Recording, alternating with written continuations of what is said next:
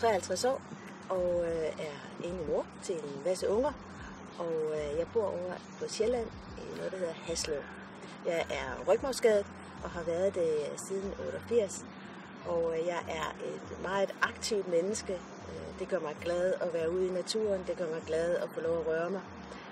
Men til det har jeg behov for nogle hjælpemidler, der kan gøre, at jeg simpelthen kan komme derud.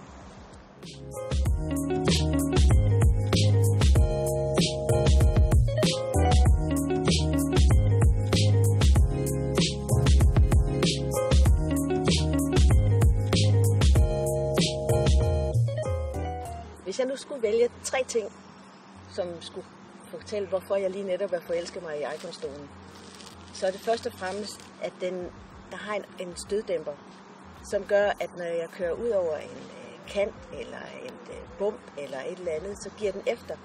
Og dermed så begrænser den de smerter, jeg får op igennem ryggen, når nu jeg kører ud over de her bump.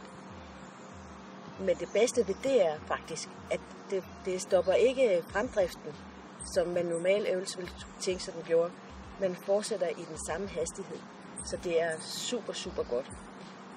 En anden ting er, at den er simpelthen indstillelig på alle områder. Det er en fastrammet stol, men man kan stille så at sige alle tingene ind.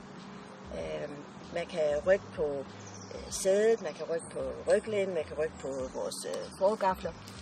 Og det gør, at den kan blive lige nøjagtigt til at passe til mig.